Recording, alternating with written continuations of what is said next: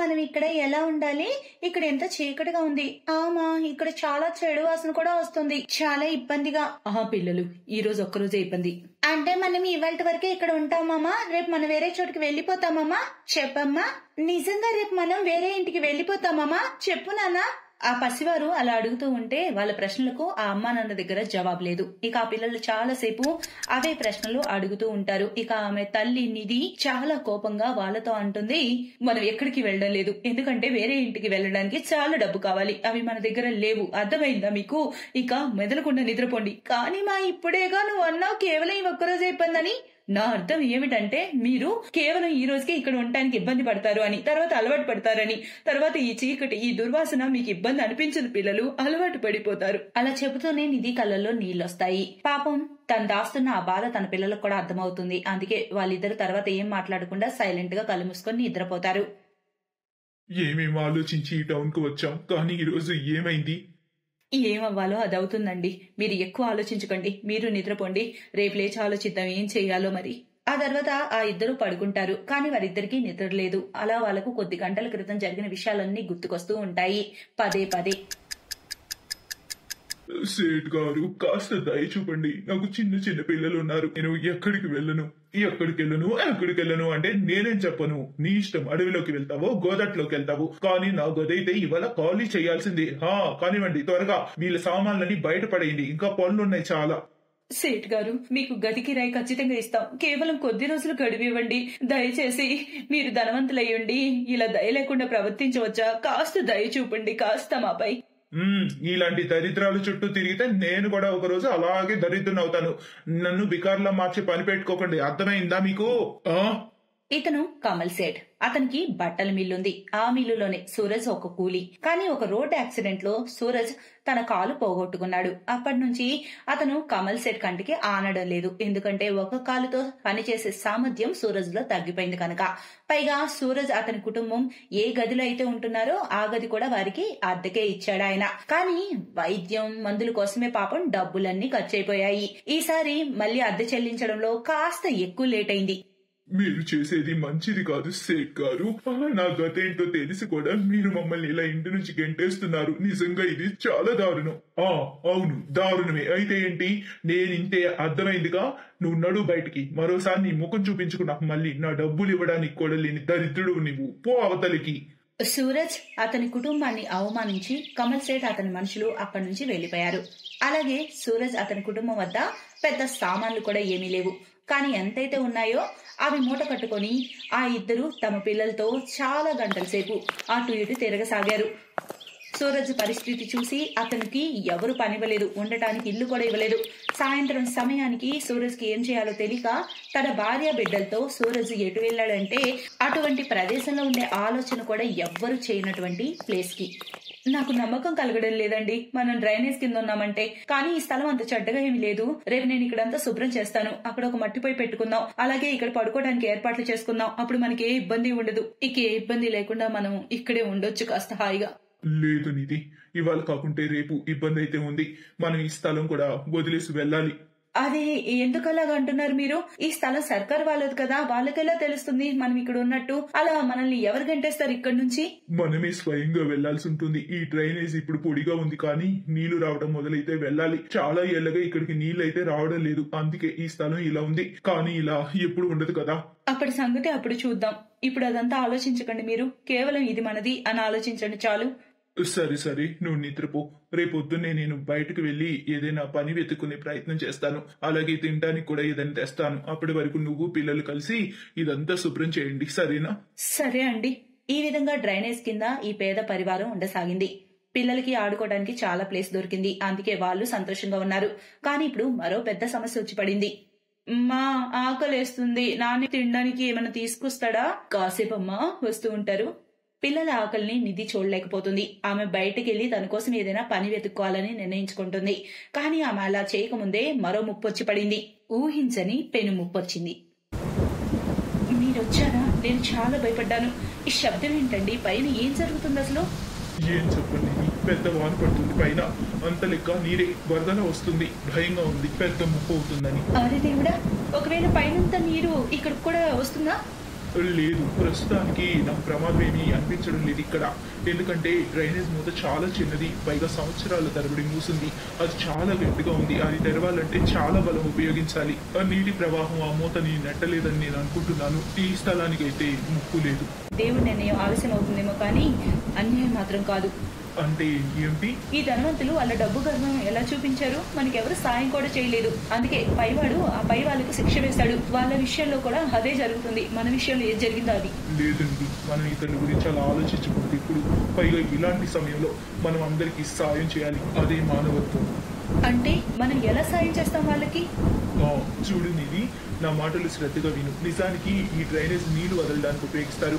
ముఖ్యంగా వరదలు లాంటివి వచ్చినప్పుడు. అప్పుడు ఈ దారి ద్వారానే నీళ్లు మళ్లింపబడతాయి. వరదనవి చాలా తగ్గిస్తాయి. దాని ద్వారా జనాలు క్షేమంగా ఉంటారు. ఒక్క నిమిషం, మీరనేదంటే? నిధి, నువ్వు సరిగ్గానే ఆలోచించావు. మనం ఈ డ్రైనేజ్ మూతను తీసివేయాలి. ఏమంటున్నారు మీరు? అప్పుడు ఇక్కడ నీళ్లు నిండుకుంటాయి, మరి మనం ఎటు వెళ్ళాలి? ఒకసారి పిల్లల గురించి ఆలోచించండి. ఇంకా ఇదంతా మీరు అలాంటి వాళ్ళ కోసం చేస్తున్నారా? ఎవరైతే మన బతుకు గురించి పట్టించుకోలేదో వాళ్ళ కోసం చేస్తున్నారా మీరు? నిధి, వాళ్ళకు మన గురించి శ్రద్ధ లేకపోతే ఏంటి? మన ఆలోచనలు ఎందుకు మార్చుకోవాలి? మనం పట్టణ జనాల మంచి కోసం ఇది చేసి తీరాలి. కానీ ఇందులో మన ప్రాణానికి కూడా ప్రమాదం జరగచ్చు.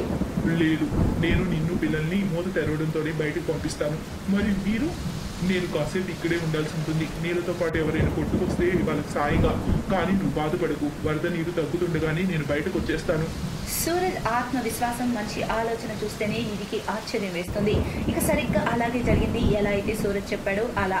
అన్నిటికంటే ముందు నీటి పిల్లలను బయటకు పంపాడు. దాంతో పాటుగానే వరద నీరు ఆ దారి గుండా చాలా వేగంగా ఆ డ్రైనేజ్ లో పట్టడం మొదలైంది. దీని తర్వాత కూడా సూరజ్ చాలా మంది ప్రాణాలు కాపాడాడు. ఆ తర్వాత చాలా గంటల తర్వాత వరద తగ్గుముఖం పట్టింది. ఇక పట్టణంలో వరద బీభత్సం తగ్గింది. వరద ముప్పు తగ్గి జనాలు రక్షింపబడ్డారు.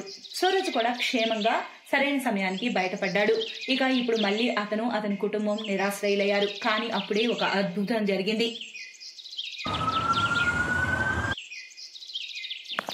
నేను ఈ రాష్ట్ర home minister Vishwanath Parik. Sir, మీరు తెలుసు నాకు. నమస్తే సార్. నమస్తే. కానీ సూరజ్ గారు, మీరు మాకంటే గొప్ప పని చేశారు. మీ మంచితనంతో ఈ టౌన్ ని మునిగిపోకుండా కాపాడారు. దానికి ఎంత పొగిడినా చాలా తక్కువే మిమ్మల్ని. సార్, కానీ ఈ విషయం అంతా మీకెలా తెలుసు? నాకే కాదు, మొత్తం టౌన్ కి తెలుసు సూరజ్. వరద కారణంగా అంతా నీటి మట్టం పెరిగిపోయింది. కానీ సడన్ గా వాటర్ లెవెల్స్ పడిపోతుండటంతో అందరిలోనూ ఒక కుతూహలం నెలకొంది. అసలు ఇది ఎలా జరిగిందని. అప్పుడు అందరి ప్రశ్నలకు సమాధానం దొరికింది. అదిగో ఆ సీసీటీవీ ఫుటేజ్ వల్ల.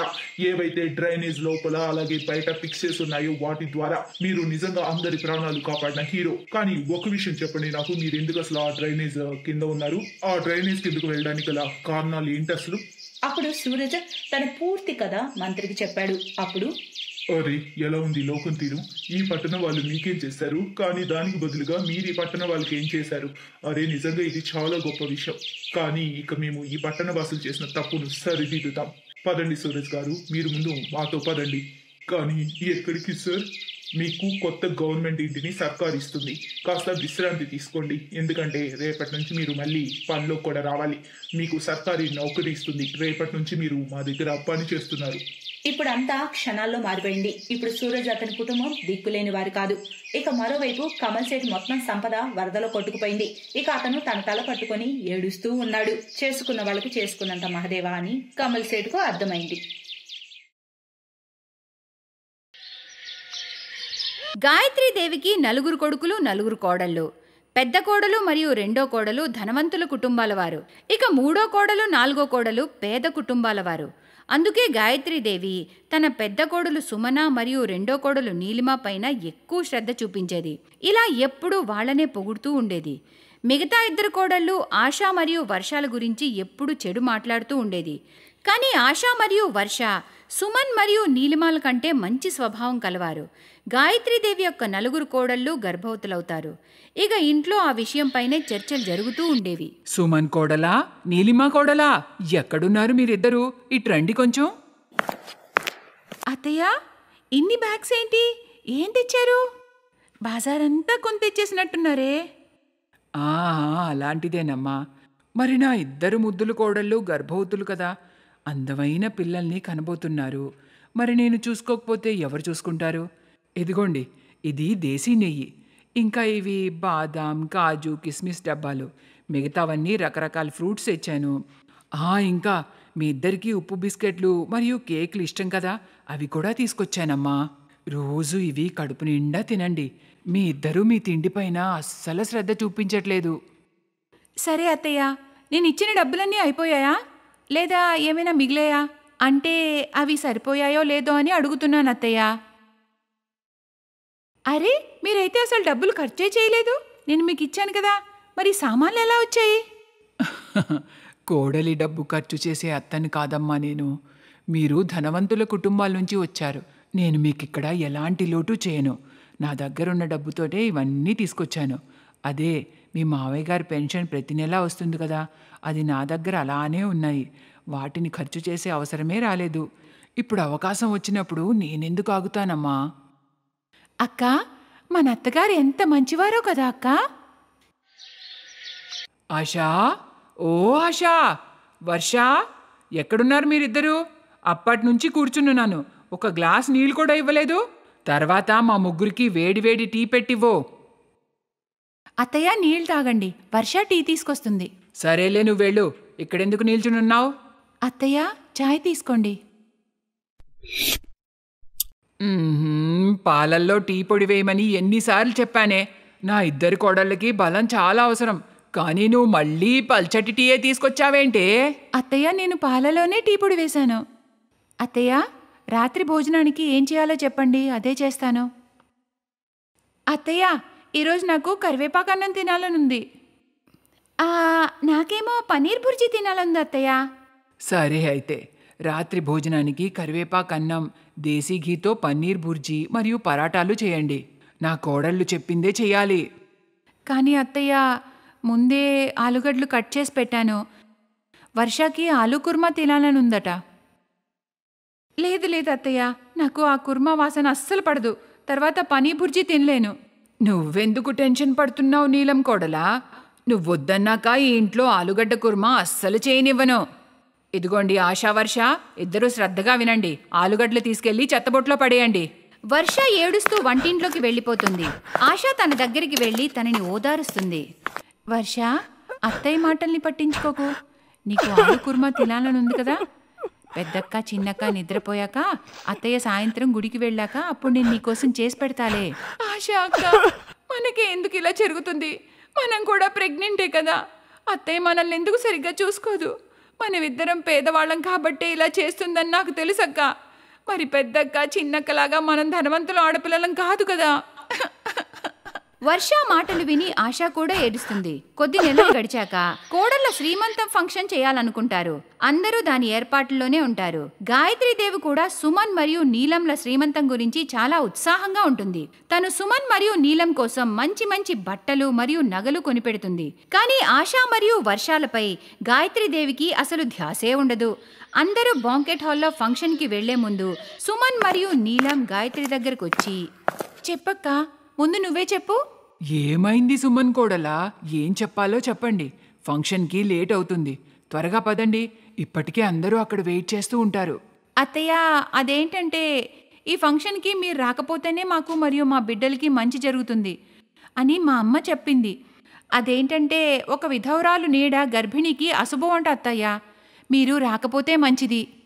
అత్తయ్య, అది మా మంచి కోసమే కదా. మీరు ఒక విధవ. మీ ఆశీర్వాదం మా బిడ్డలపై మరియు మాపై పడ్డం చాలా అశుభం. అందుకే మీరు ఈ ఫంక్షన్కి రాకపోవడమే మంచిది. మీరు ఈరోజు మా నుంచి దూరంగా ఉండండి. మా బిడ్డల ప్రాణాలకి ఎలాంటి ప్రమాదం జరగకూడదనే మా కోరిక. సుమన్ మరియు నీలంల మాటలు విని గాయత్రికి తల కొట్టేసినట్టుగా అనిపిస్తుంది. ఆమెకు కన్నీళ్లు మొదలవుతాయి. ఏమీ అనలేక తల ఊపుతూ సరే అంటుంది. పద నీలిమ, అత్తయ్య అర్థం చేసుకుంటుందిలే. ఆమెకంతా తెలుసుగా. సుమన్ మరియు నీలిమ ఫంక్షన్కి వెళ్ళిపోతారు. కానీ కాసేపటికి గాయత్రీదేవి ఫంక్షన్కి రావడం వాళ్ళు చూస్తారు. అత్తయ్య, మేము మిమ్మల్ని రావద్దని చెప్పాం కదా, అయినా మీరు చిన్నపిల్లల్లాగా వచ్చేసారేంటి? మా బిడ్డలు సురక్షితంగా ఉండాలని మీరు అనుకోవట్లేదా? అప్పుడే ఆశా, వర్ష అక్కడికి వచ్చి, పెద్దక్క, చిన్నక్క, అత్తయ్యని మేమే తీసుకొచ్చాం. తన ఆశీర్వాదం మాకు కావాలక్క. అవునక్క, అత్తయ్య ఆశీర్వాదం మాకు దేవుడి దీవెనలతో సమానం. తను కూడా తల్లే కదా. తను కూడా పిల్లలకి జన్మనిచ్చింది కదా. తను మన పుట్టబోయే పిల్లలకి నానమ్మ కాబోతుంది. ఆమె ఆశీర్వాదం మాకు తప్పకుండా కావాలి.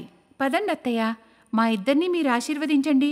ఈ శ్రీమంతం ఫంక్షన్ మీతోనే మొదలవ్వాలి. పదండి. నన్ను క్షమించు ఆశ, వర్ష. నేనెప్పుడూ మీతో చెడుగానే ప్రవర్తించాను. కానీ ఈరోజు మీ ఇద్దరూ నన్ను చాలా గౌరవిస్తున్నారు. సుమన్ మరియు నీలంని నేను ఎంతో ప్రేమగా చూశాను. కానీ వాళ్ళు నాకు ఇవాళ నిజరూపాన్ని చూపించారు. పెద్ద ధనవంతుల కుటుంబం నుంచి వచ్చారు. కానీ వాళ్ళ మనుషులు మాత్రం చీచి. అలా అంటూ గాయత్రీదేవి ఎక్కి ఎక్కి ఏడుస్తుంది. ఊరుకోండి అత్తయ్య, ఏడవకండి. పదండి, మనమంతా కలిసి ఫంక్షన్లో ఎంజాయ్ చేద్దాం. గాయత్రీదేవి ఆశా మరియు వర్షాని హత్తుకుంటుంది. ఆ రోజు నుంచి గాయత్రీదేవి ఆశా మరియు వర్షాని చాలా బాగా చూసుకుంటుంది. తన 4 కోడళ్ళని సమానంగా చూసుకుంటుంది. సుమన్ మరియు నీలం ధనవంతులని వాళ్ళని ఎక్కువగా చూసుకోవడం వంటివి లేవు. 4 కోడళ్ళు మరియు వాళ్ళ పిల్లల్ని గాయత్రీదేవి సమానంగా చూసుకుంటూ ఉంటుంది. ఇదంతా చూసి ఆశా మరియు వర్ష చాలా ఆనందిస్తారు. Best buddies. హలో ఫ్రెండ్స్, ఈ వీడియో చూసినందుకు మీకు ధన్యవాదాలు. ఒకవేళ మీకు ఈ వీడియో నచ్చినట్లయితే దయచేసి లైక్ చేసి సబ్స్క్రైబ్ చేయండి మరియు ఈ వీడియోపై కామెంట్ చేయండి. ఇంకో విషయం, షేర్ చేయడం మర్చిపోకండి. ఇలాంటి మరిన్ని వీడియోలు మీరు చూడాలనుకుంటే కిందనే ఉన్న బెల్ బటన్ని నొక్కండి. చూస్తూనే ఉండండి బెస్ట్ బడీస్.